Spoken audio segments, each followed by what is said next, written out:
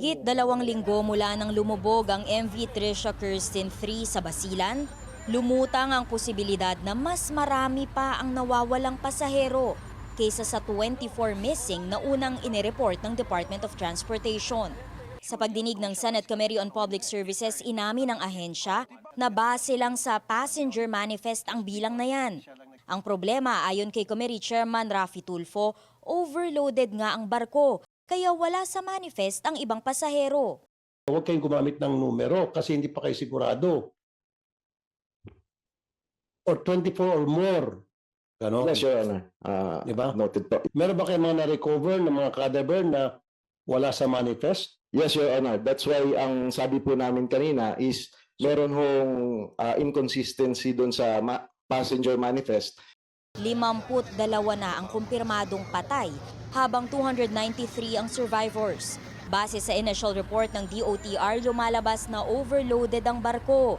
Bukod sa una ng inanunsyo na administrative cases laban sa operator na Allison Shipping Lines, maghahain rin daw ang DOTR ng kasong homicide. Pero para kay Tulfo, murder dapat ang ikaso. Alam nila na yung barko nila hindi seaworthy. Alam nila na yung barko nila ay nag-overloading. And yet, pinayagan pa rin nila na maglayang ang barko. Alam nila na may mga mamamatay kapag ginawa nila yung pagpapalaot ng barko. Pag-aralan niyo po kung baka pwedeng murder. Yes, Mr. Chair, Your Honor. Pag-aaralan po namin lahat. Pagmamayari ng pamilyatan ng Zamboanga ang Allison Shipping Lines.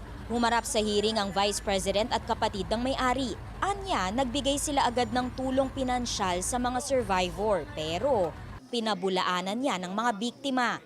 Yes or no, lahat na po ba ng medical bills nasagot niyo na? Yes. Tatala po kami ng witness and mga resibo na hindi pa po nila nasasagot. Simple lang. Yes, po. We're very willing to accept that.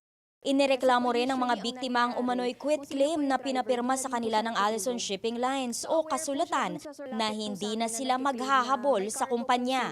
Ginaganon nila yung mga patyaw na sobrang simple lang daw ng mga requirements, hindi pa maintindihan.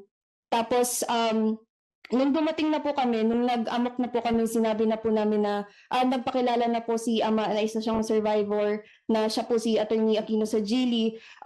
Bigla na po nilang nalitan yung rules nila. Kung talagang ayaw namin ibigay po, we will not release the money kung hindi sila pipirma.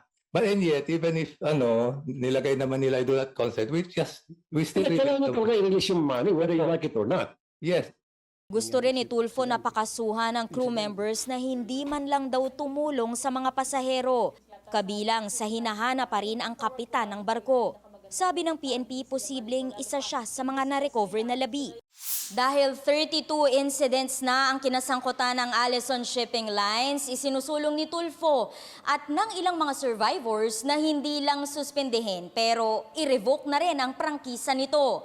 Ayon kay Tulfo, mismong may-ari ng kumpanya na ang ipatatawag sa susunod na hearing at hindi pwedeng representative lang ang dadalo. Para sa impormasyong napapanahon at on demand, Amor Santos, Newswatch Plus.